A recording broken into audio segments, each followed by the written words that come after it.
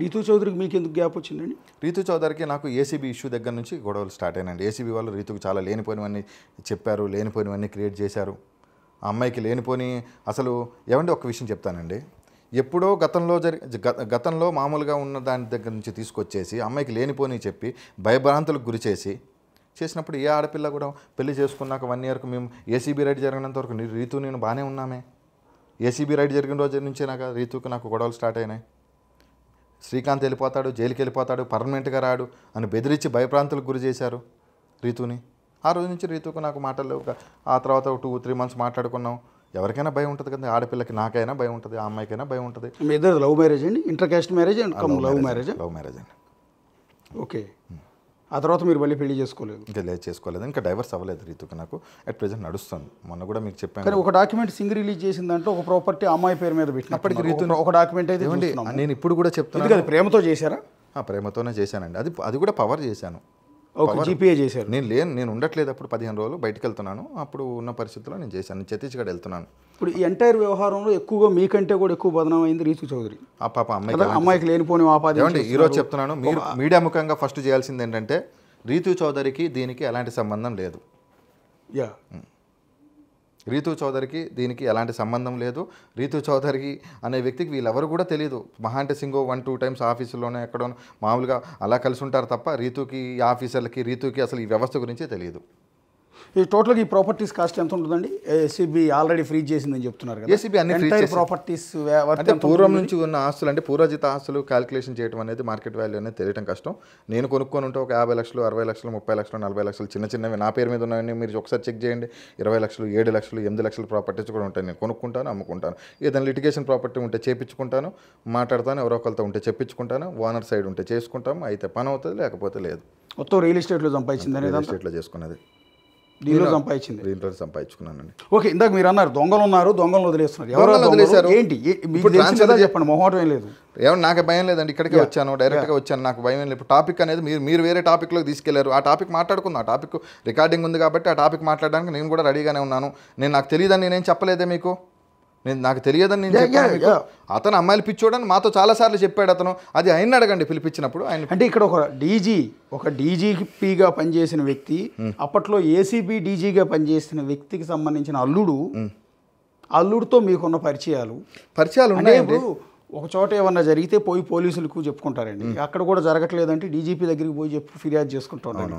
అలాంటి డీజీపీ అల్లుడే ఇలాంటి తప్పుడు పనులు చేస్తున్నప్పుడు, అతన్ని అలాంటి వ్యక్తితో మీరు కలిసి ఉన్నప్పుడు ఆటోమేటిక్గా లోకం మిమ్మల్ని తప్పట్టేది. లోకం తప్పంటదంటే అండి, అప్పుడున్న పరిస్థితుల్లో నా ఆల్రెడీ ఏసీబీ మొత్తం ఫ్రీ చేసేసింది. నేను ఎంతసేపు నేనేమనుకుంటాను, నా ఆస్తులు అన్ఫ్రీజ్ అవ్వాలి, నేనేదో బయటపడాలి, నేనేదో కష్టపడి సంపాదించుకున్నాను, నా బాధలు, నాకు ఇబ్బందులు, ఈ కేసులు ఇవన్నీ నాకు ఎందుకని ఏ మనిషి నా ప్లేస్లో మీరున్నా అదే ఆలోచిస్తారండి. నా ప్లేస్లో మీరున్నా అదే ఆలోచిస్తారు. నా ఇబ్బందులు నన్ను ఎంత ఇబ్బందులు గురి చేశారో నాకు తెలుసండి. ఓకే. ఇప్పటివరకు మీ ఆస్తులన్నీ ఏసీబీ సీజ్లో 2 ఉంటే 2 ఎప్పుడు మొన్న 50 లక్షలు ఎప్పుడు కావాలంటే 25 లక్షలు ఎప్పుడు అప్పు తీసుకున్నా మార్టిగేజ్. సో అల్టిమేట్గా మీరు ఏం చెప్పాలనుకుంటున్నారండి? బేసిక్గా మిమ్మల్ని ముంచింది ఎవరు, మిమ్మల్ని బలిపశువు చేస్తున్నది ఎవరు, మీ జీవితంతో ఆటలాడుకున్నది ఎవరు? ఇప్పుడు ఒక దశలో మీ మీద అలిగేషన్స్ చేస్తున్నప్పుడు మీరు ఒక కోణంలో నిందితుడు, రెండో కోణంలో బాధితుడు కూడా. 2 యాంగిల్స్ కనపడుతున్నాయి ఇక్కడ. నష్టపోయారు. నేను మాట్లాడిన దాని ప్రకారం నేను నిందితుని అనుకుంటున్నారా, మీరు బాధితుని అనుకుంటున్నారా? రెండూ కనిపిస్తున్నాయి. అంటే నేనేమంటానంటే ఇన్ని ఆస్తులు మీ పేరు మీద ఎందుకు ఉన్నాయి అనేది. ఏమీ లేకపోతే ఇప్పుడు నా పేరు అశోక్ కుమార్ అండి, పలానా బిగ్ టీవీ రిపోర్టర్ అశోక్ మీద లెటర్ రాయలేదు. ఒక్క నిమిషం, మీరు నా ఆస్తుల గురించి మీకు చెప్తా, ఇటువంటి దాన్ని క్లారిఫై చేద్దామని నేను ఇవాళ వచ్చాను. సార్, ఇప్పుడు మీరు పొద్దు నుంచి ఒకటి రాస్తున్నారు. ఏమని రాస్తున్నారు? పాన్ కార్డు లేకుండా రిజిస్ట్రేషన్ చేశారు.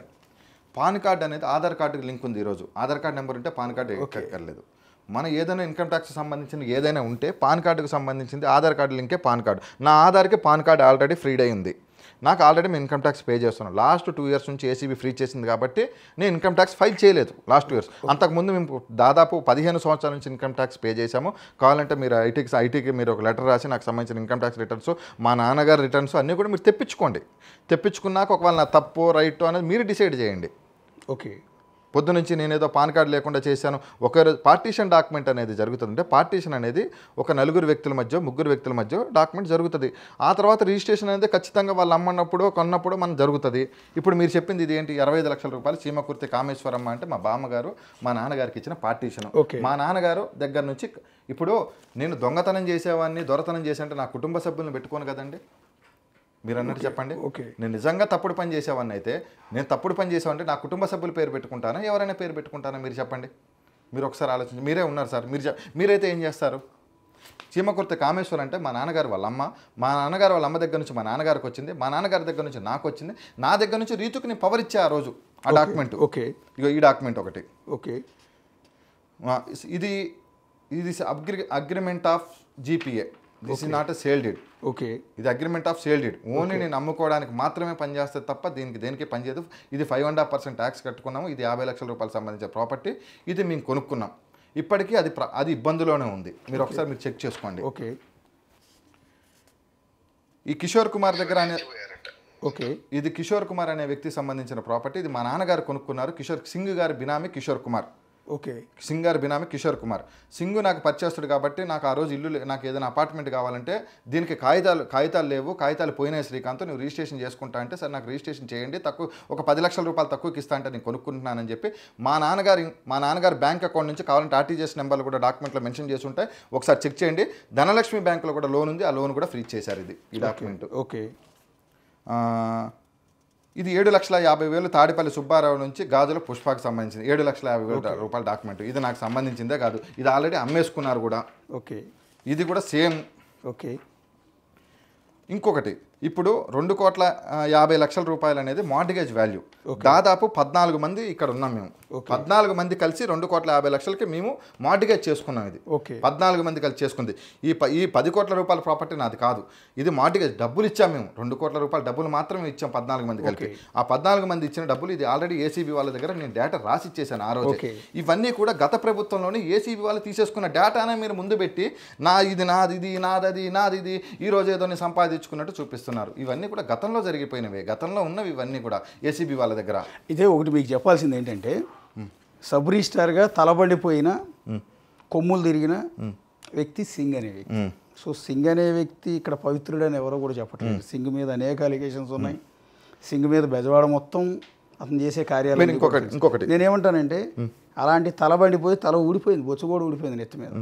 అలాంటి వ్యక్తి కొన్ని డాక్యుమెంట్స్ని ఉద్దేశపూర్వకంగా జైలుకి వెళ్ళే ముందు రిలీజ్ చేసి మీ అందరి పేర్లు రాశాడు అంటే అర్థం మీరు చెప్పినంత ఈజీగా, మీరు చెప్పినంత సులువుగా సింగర్ కాదు.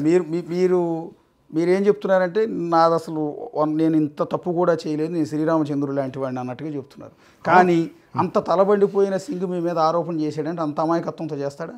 ఇన్ని డాక్యుమెంట్లు రిలీజ్ చేశాడు అంటే సార్ అవన్నీ సింగ్ దగ్గర చేసినవి కాదు సార్. ఇవి మీరు క్వశ్చన్ చేస్తారు అన్న విషయం అతనికి తెలియదా? ఎవరికి? ఇవన్నీ సింగ్ రిలీజ్ చేసిన డాక్యుమెంట్స్.